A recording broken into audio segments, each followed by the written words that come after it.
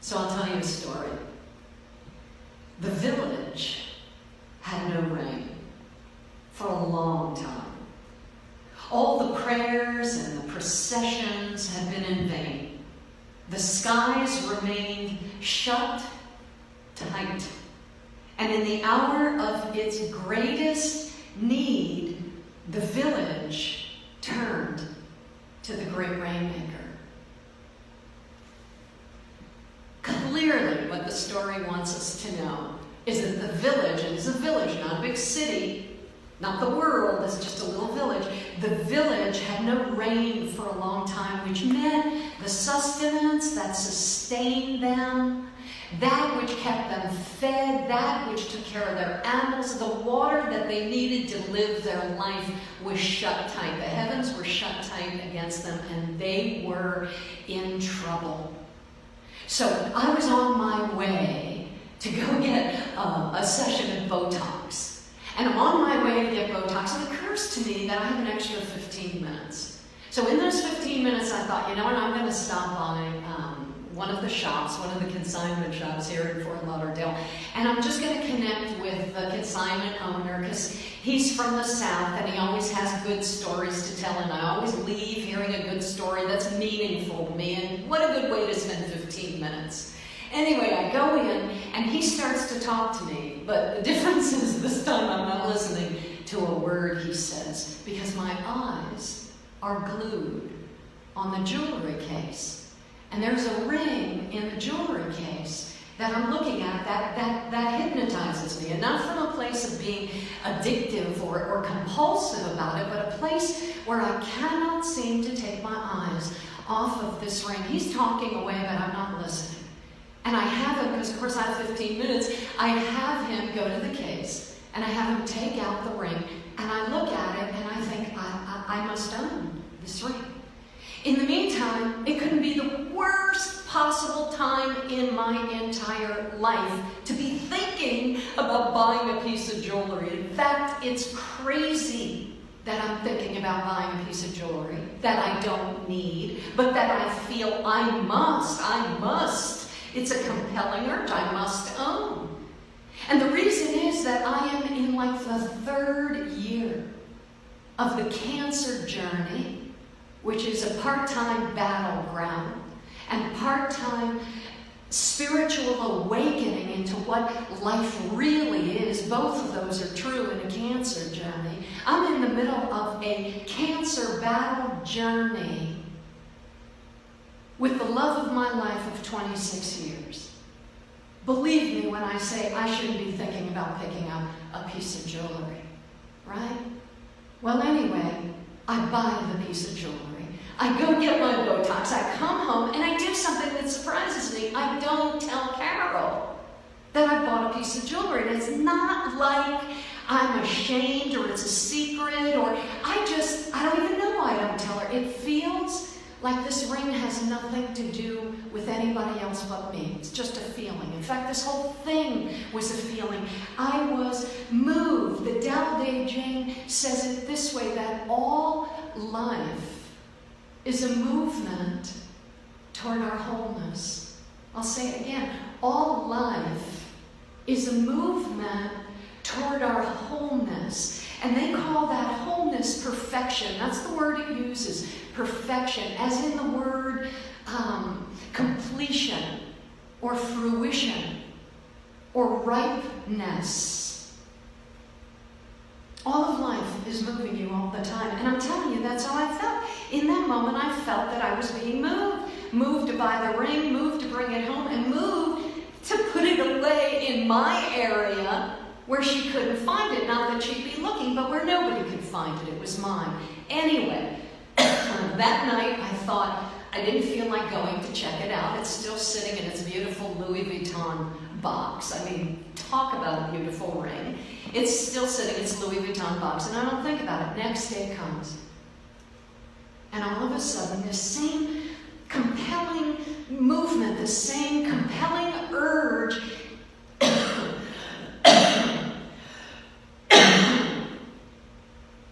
this same compelling urge moves me to go upstairs, open my dresser drawer, and take the ring out of the box. box, which I do. And I take the ring out of the box and I feel moved. I feel moved. Not a bad thing, not a good thing, but as if there is a movement of energy that is moving me to do something that my human mind doesn't understand, that my human mind has no idea what's going on. It's not being processed through my human mind. It's something deeper. It's something, it feels wonderful. It feels good. It feels like an energy. It feels like the flow of life that's moving me to do something that my human mind can't get, can't understand, and can't make sense of. And I walk into my dressing room with this ring. Take it out of the box. I'm holding the ring in my 2 fingers. I walk to the dressing room mirror, floor to ceiling. I stand in front of the mirror holding this ring out to my own reflection, right? Talk about this has nothing to do with your human mind. I'm holding the ring out much to my own surprise in the moment and curiosity in the moment. I'm holding the ring out to myself, and these words are coming out of my mouth. I say these words: with this ring, I be wed. With this ring, I be wed. And I'm holding this ring out to a reflection of my own self, and it is not lost on me what this moment means to me. To me, all of life is a movement toward our wholeness. Well, all the prayers and processions were in vain in this village. The skies remained shut tight. And in the hour of its greatest need, the village turned to the great rainmaker. In the hour of my greatest need, in the hour of Carol's greatest need, right smack in the middle of a cancer journey that's not going in the direction either of us would have chosen for ourselves consciously. In the hour of our greatest need, there was a movement of energy that moved me to enter the moment differently and commit something to myself that I had never committed to myself, right? They call in the great rainmaker. The villagers call in the great rainmaker, and he came. And this is what happened. He asked for a hut on the edge of the village, not in the village, not a prestigious hut next to the big, chief or the president of the village, whatever, the president of the co-op board. He asked for a hut on the edge of the village, outside of the village, and a supply of bread and water. You don't want to be in the village, and you don't want to be where the cries of the villagers came, and the complaints of the villagers came, and the nervousness and the fear and the worrying and the anxiety. He didn't put himself down in the middle of that field of fear. He leaned back from the tension in the village, right? The village had no rain for a long time. You know they were freaking out, and we know what freaking out feels like. I knew what freaking out felt like on my cancer journey. And he asked for a supply of bread and water, and he went to the edge of the village with a 5-day supply. He gave himself 5 days. Well, then he sent the people off to do their daily work. And on the 4th day, it rained. On the 4th day, it rained. And the people came in jubilation from their fields and workplaces and gathered in front of the rainmaker's hut to congratulate him and ask about the mystery of rainmaking. And he answered them, I can't make it rain. I can't make it rain. Right, so I'm standing in the mirror, I'm holding the ring in front of myself, and a question comes out of my mouth, but it's not coming from August Gold, my human mind, the human being. It's coming from a place in me that is asking me a question so much deeper than I would ever have been able to take myself It's saying this to me. That moment in time was saying this to me. When we heard Carol's cancer diagnosis, man, when we were in that moment, who doesn't remember that moment when something hit the fan that was about to change your life? Right now, we're dealing with a virus that has changed everybody's life. At that moment, I was dealing with a diagnosis which 1 out of 3 people, they say statistically, is dealing with or has dealt with themselves. And you remember where you are in that moment. You totally remember. And I looked at her in that exact moment and I said, babe, whatever happens, I am with you every step of the way. I will never leave your side. You will not have to deal with one moment of this without me being shoulder to shoulder with you. And in that moment, holding this ring up, I realized I had been willing to go to any lengths in my love with Carol. I had loved her not only completely, I had loved her like crazy. She was the love of my life. And I was going to be there with her in a way, oh my God, it took my love life, it took our love affair to a level we had not even imagined possible. I was willing to do anything for her, and I knew that commitment was for real because I know myself, and I wouldn't have committed it if I didn't intend to fulfill it. And when I was holding the ring, I realized I had never, ever come to myself in love that way and said to myself, babe, I got your back.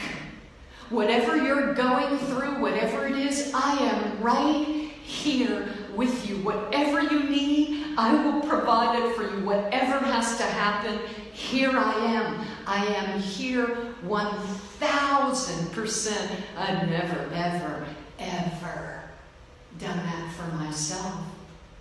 I mean, I went to Al-Anon for a decade in my 20s, and I learned how not to loathe myself, which was a great accomplishment, right? Most of us hang out there for pretty much ever. And then in my 30s and 40s, I went to enough therapy and workshops and being on a path of consciousness that I began to like myself. And the like eventually turned into love. And I thought, wow, that's great for a girl who began hating herself for being different. Hell, for being different than everybody in my family. For a girl like that to like herself and even love herself at times, oh my God, I've really accomplished something. I'm holding the ring out, and there is a greater part of my nature. There is a wholer part of my nature. It's a part of my nature that we tend to forget as we go through our daily life. We mistake ourselves for just us in the body, in the human body. We forget that animating this human body, bringing to life this human body, elevating and moving and flowing and energizing and downloading with the electric energy, essential momentum of life itself is our energetic presence. It's our light being. You've seen those pictures. They show you the pictures of human beings, and the energy field of the person is way far out of the human body. We extend our energy, our energetic being, our energetic self extends way beyond the limits of our skin, of our human self, of our temporary human self. That was the part that was moving me. That was the part that moves us toward our wholeness, moves us toward a nature of ourselves, towards being ourselves in a way we've never known ourselves to be. It engages with the part of ourself that seems to break through in our life, and we say, what is this?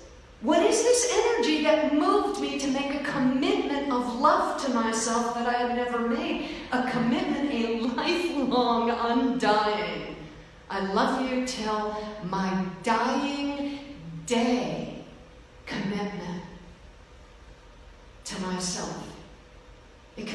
be the part of our nature that we haven't been introduced to yet.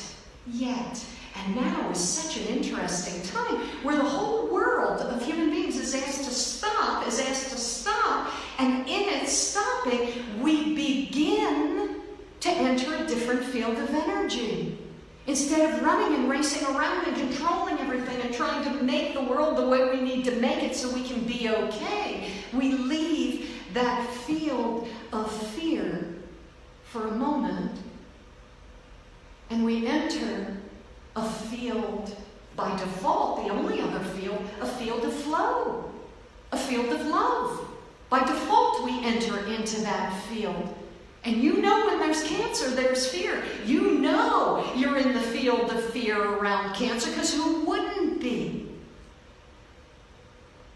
But in that moment, I recognized there was a greater part of me that was speaking to me. There was a greater energy in me speaking to me. There was a greater part of my nature mothering me, loving me, guiding me, directing me. It wasn't the me I knew. It is that other part of my nature that is always and forever connected, hear this, to the field of flow, to the field of love, to the field of this moment right here and right now, connected to all the other energies that life is, all the other light energy beings that we are, all the other lights that we are.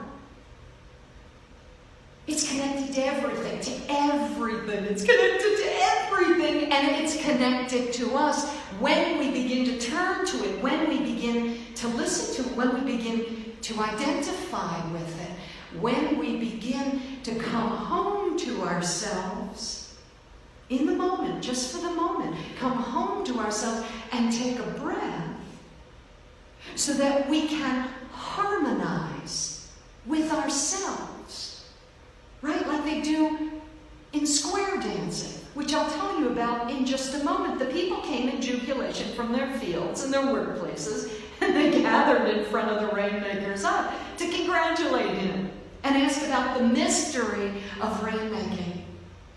And he said, I can't make it rain.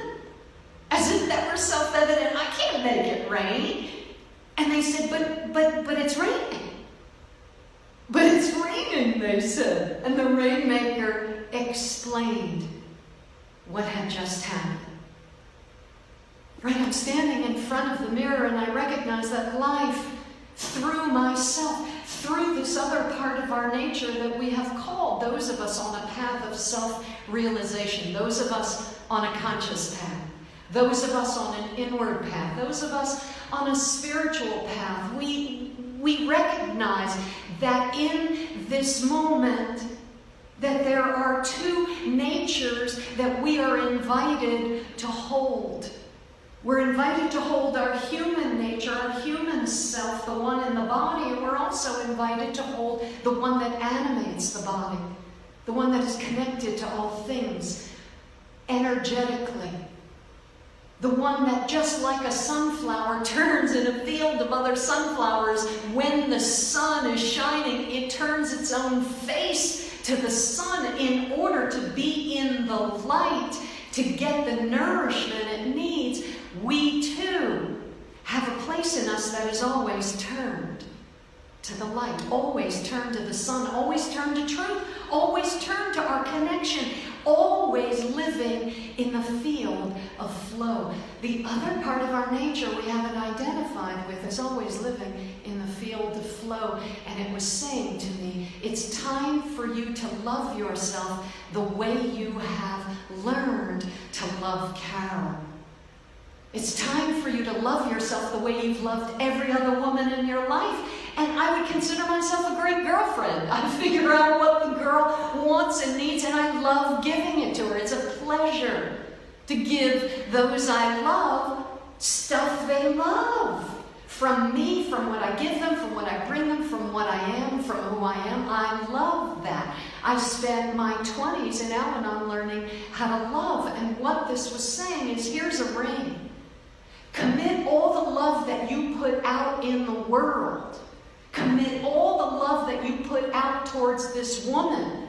Take everything you have learned about how to love, not only loving her for more than 2 decades, but loving her through an enormous, jaw-dropping, hair-raising cancer journey, moment to moment. Take all of that love, all of it, and turn it back to yourself. Turn it back to yourself. Give it all that love. Give all that love to yourself. Now, if my head were involved, when our human mind is involved, and you can tell the difference. When the human mind is involved, it right away starts with the how. How am I going to do? What does that look like? What does it mean? I don't understand. Did I not do it right? Am I being punished? Right? It goes into the whole riot of what ifs and what was, and guilt and shame and blame and all that stuff that lives as a frequency, as frequencies that we frequent in the field of fear. Because I wasn't turning my attention to my human self, asking all those questions, and check this out, it's a choice. We make a choice in every moment what we're going to pay attention to. If I had paid attention to those questions, I'm telling you, my life would not have altered as much as it did. For the better, for the higher, it couldn't. I would have been battling with the what ifs forever, and the what will be's, and the what could be's. We can live inside the field of fear. But we ain't going anywhere. Tomorrow's going to look just like today. It's going to look like yesterday, except smaller, littler, worse, more burdened, more brittle, more frightening. Because that momentum, that viral momentum, not the virus, the viral momentum around the virus, the viral momentum around cancer, the viral momentum around anything that happens in our life that scares us or surprises us, or stops us, or impacts us. That viral momentum is going to lead you further and further down the basin as long as you keep choosing to frequent those frequencies that live in the field of fear. Or, and this is what is so brilliant, or in this moment, in that moment, just like in that moment, I chose not to walk through the field of fear, not to walk through that energetic field, but to turn my attention. Literally, you're turning your attention.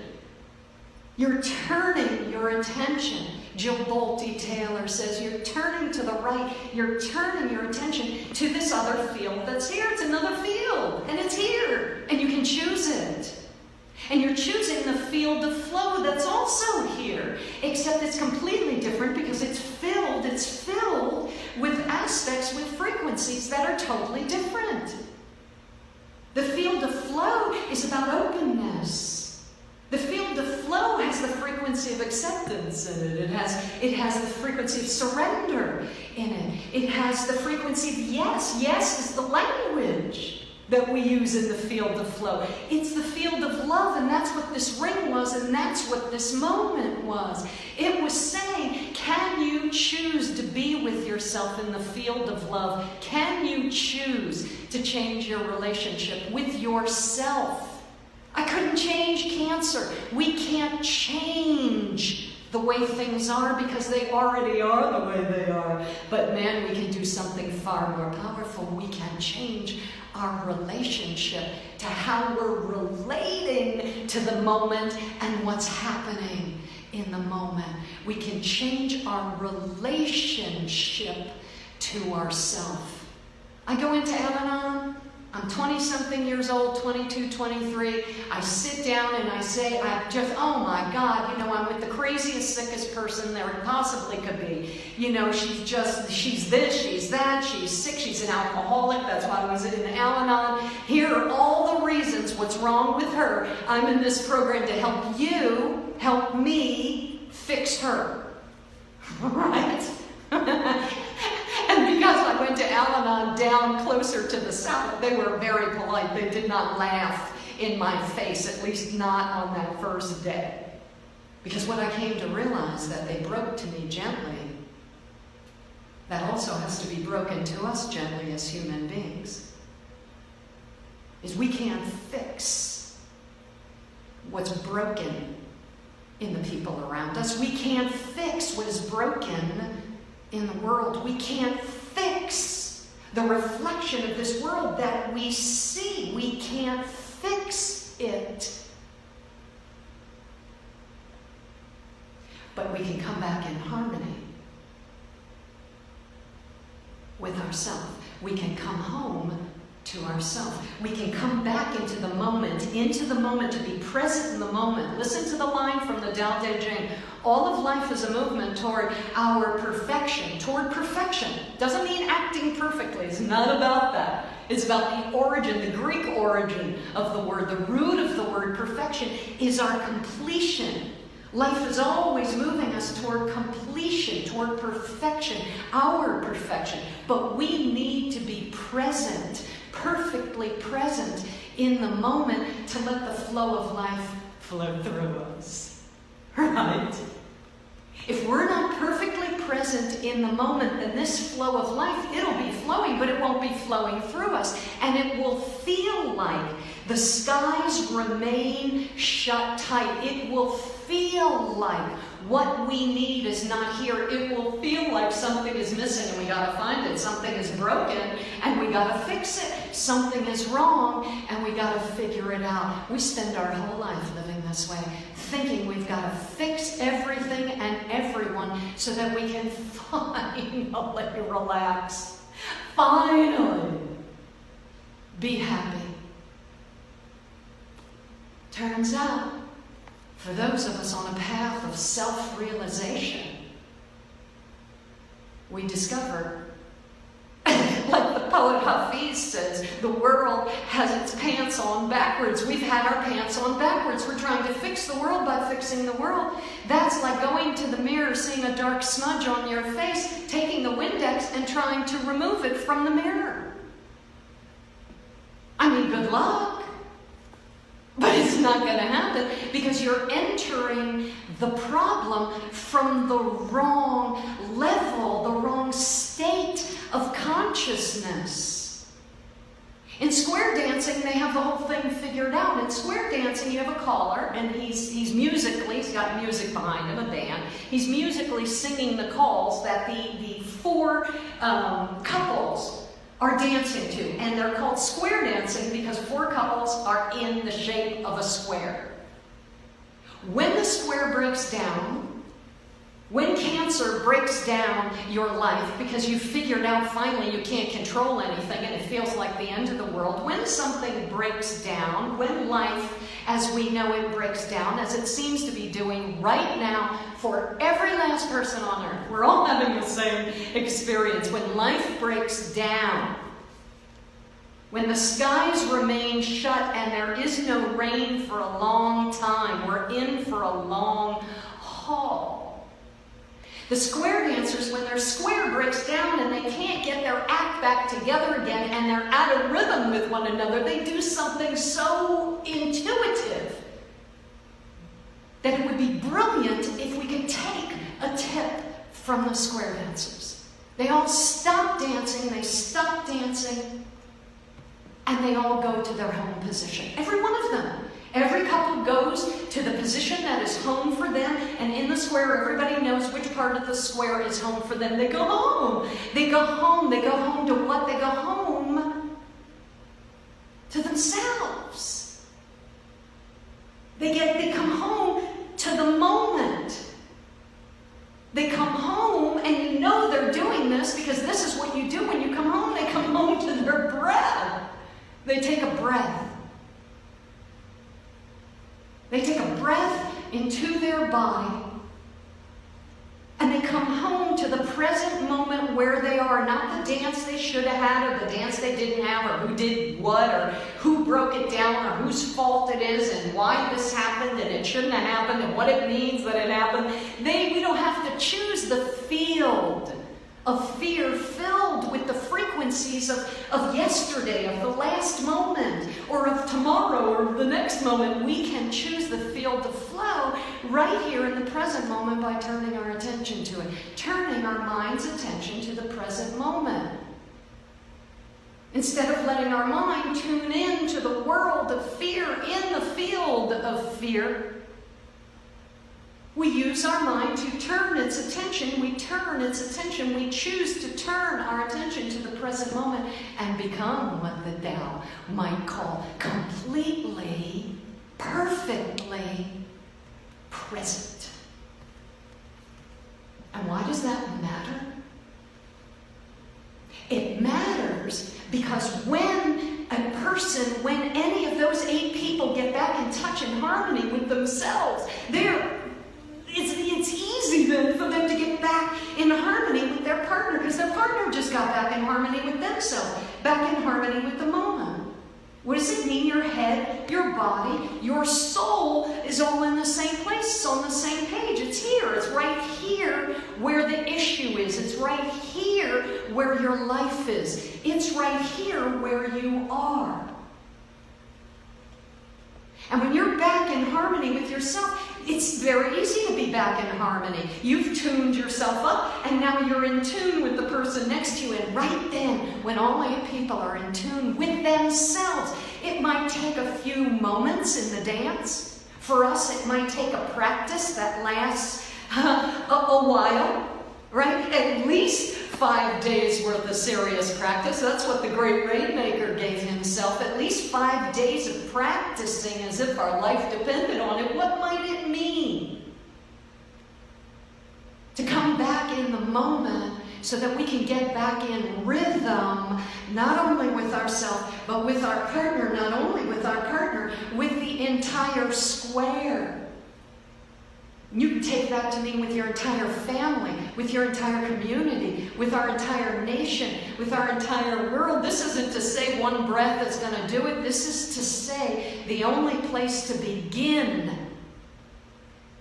when there has been a drought for a long time, whether it's a drought of water, a drought of your happiness, or a drought of peace of mind in our life, or a drought of joy, or a drought of meaning, or a drought of the worst kind, a drought in the feeling of aliveness that we haven't felt for so long.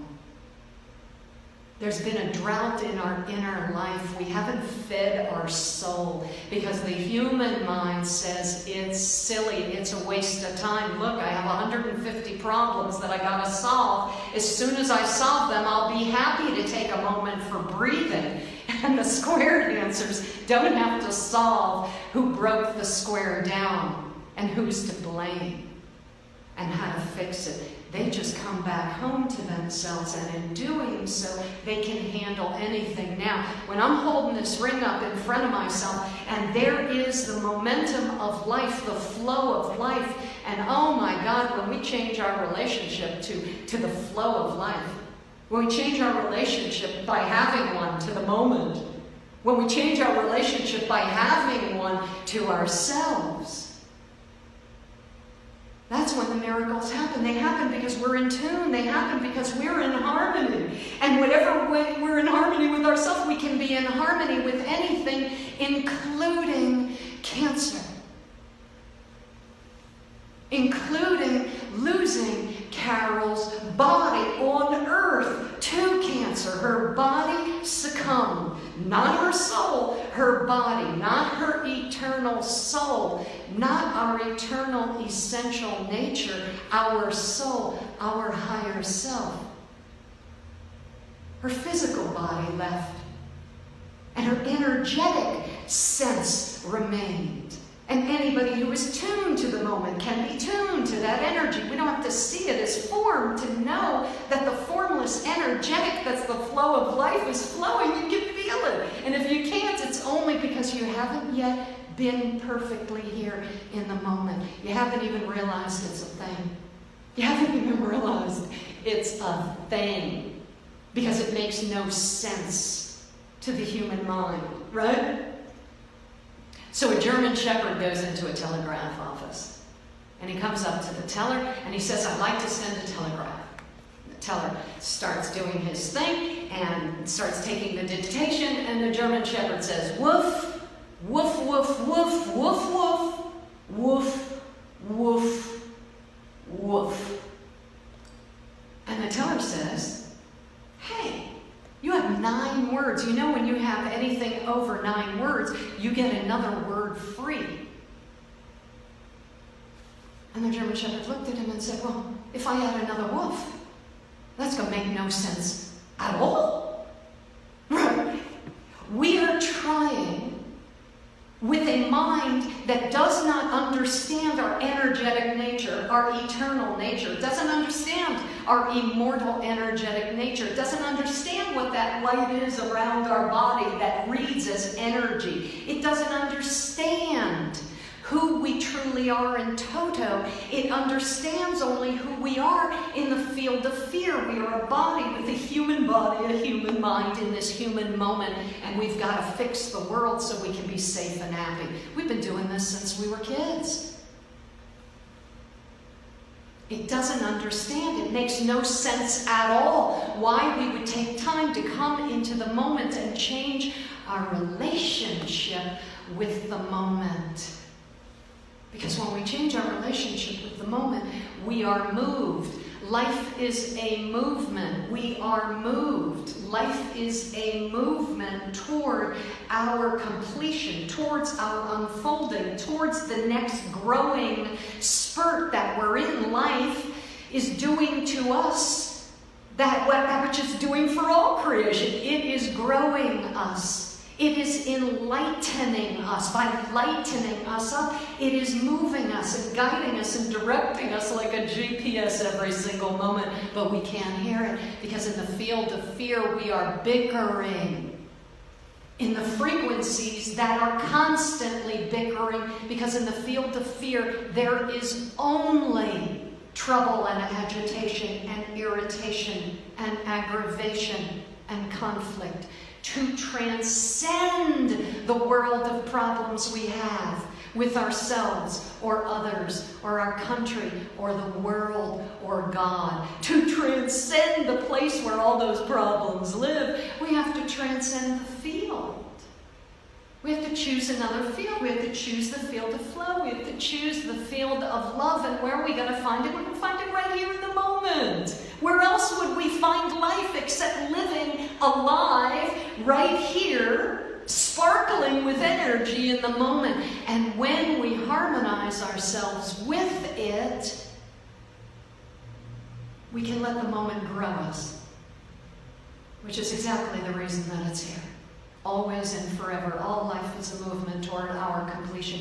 All of life is growing creation in every moment. And what is going on with the virus, and what went on with cancer, and what went on with 9/11, and what goes on in your life with health and money and parents and children and teachers. Everything that goes on is one thing.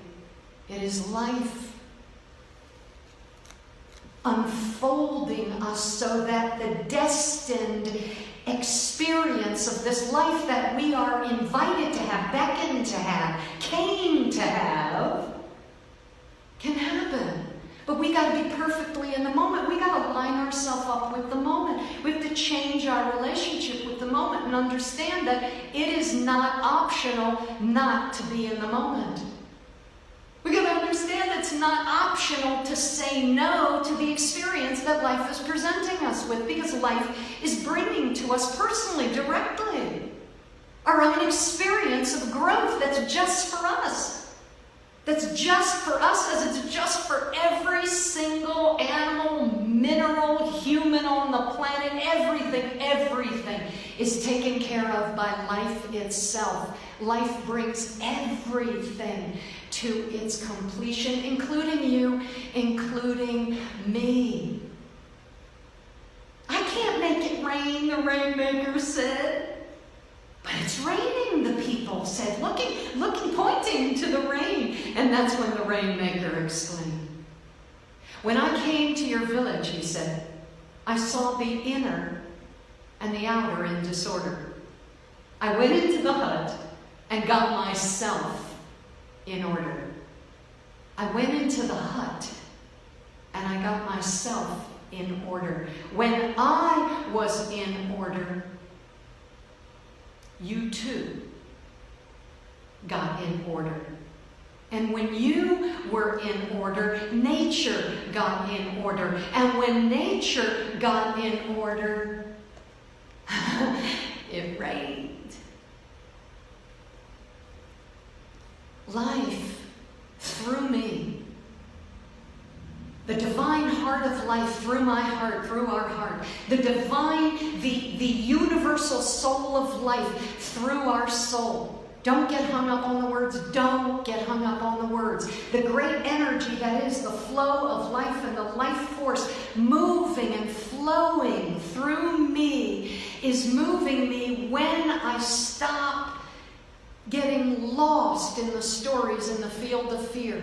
When I stop having my eyes glued to the screen that is talking to me about every fearful example and evidence of what is wrong, when I take my eyes off that screen and I turn it to the screen of what is right in front of me, I get in harmony with myself, which then puts me in harmony with cancer, which then puts me in harmony with Carol's leaving on October 7th, leaving her body, which then puts me in harmony with holding her departure in a way that's so high and beautiful I can only see it as high and beautiful and liberating, not only for herself, for me. Being in harmony with me then puts me in a totally different relationship with the next year or two of grief. Because if it were up to my head, I would be looking through the field of fear at everything I lost, and now I was looking through the field of flow at everything that is new, that is here, that is present in the moment and alive right where I am. When we are sitting in the field of fear, glued to a screen of fear, waiting to be saved from our fear,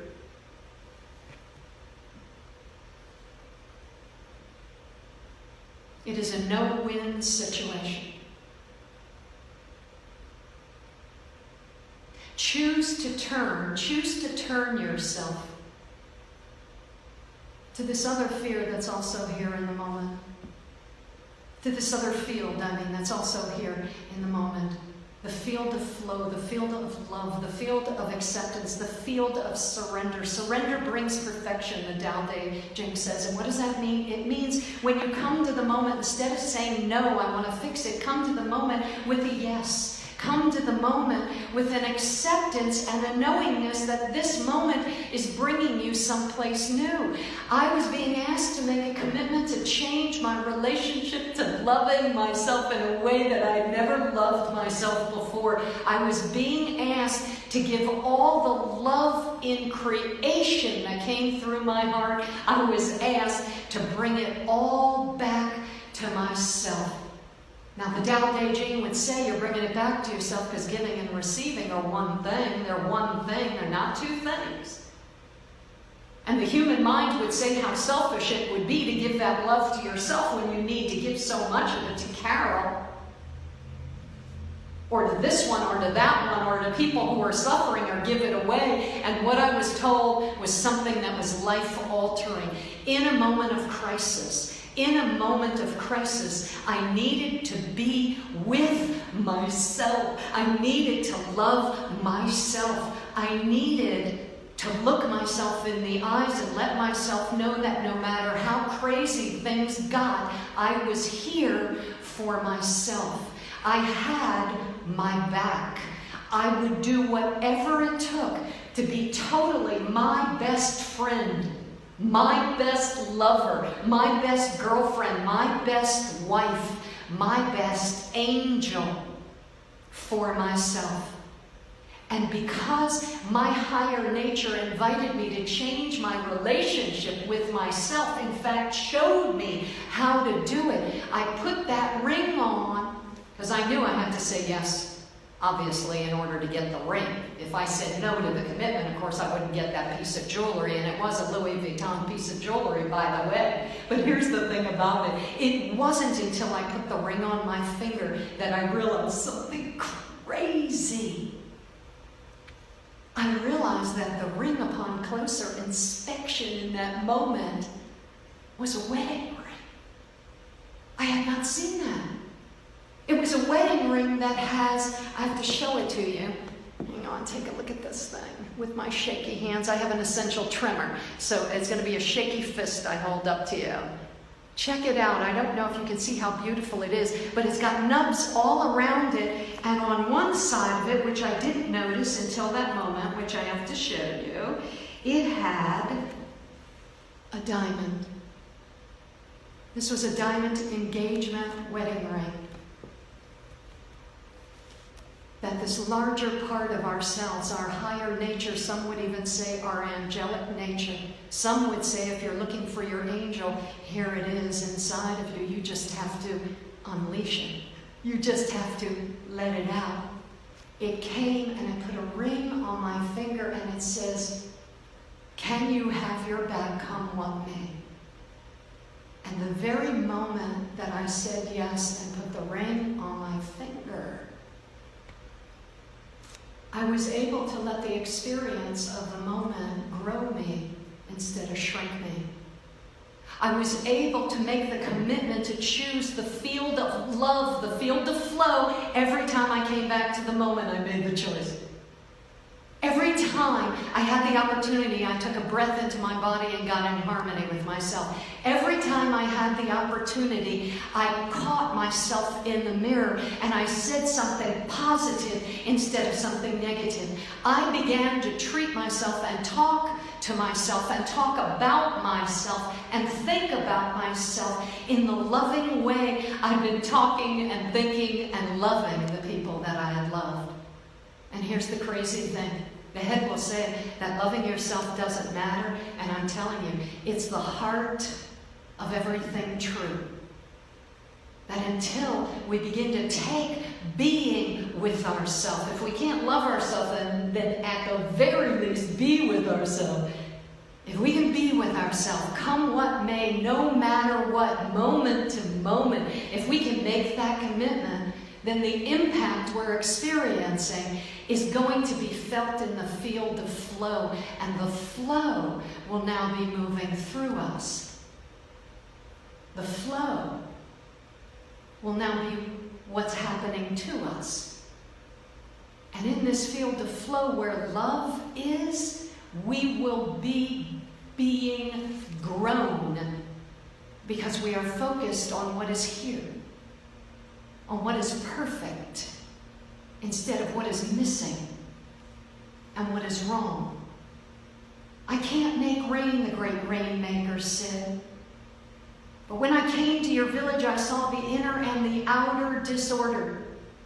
I went into the hut and got myself in order. I went into the hut and I got myself in order. And when I was in order, you, villagers, got in order. And when you were in order, nature got in order. And when nature got in order, it rained. Let's do what square dancers do in all of their spiritual wisdom, right? All their common sense wisdom. Let's go home, which we have to anyway. Let's take a breath. Let's come back to the moment. And let us begin to come back into harmony, back in tune with ourselves, so we can get back in tune with the world, so the world can get back in tune with itself. And if there are any jewelry stores open, you can definitely go get yourself a ring to cement the commitment. But definitely consider making the commitment, because you have been waiting for this kind of love all your life. And I know it, and I'll tell you why. Because all the girls I was ever with, all the Al-Anon I ever took, prepared me for my one true love. And all of the great love I had over a quarter of a century with the great true love of my life prepared me for this love that life invites us to have with ourselves. It prepared me to love myself, to love ourselves back into harmony with ourselves. Enough said.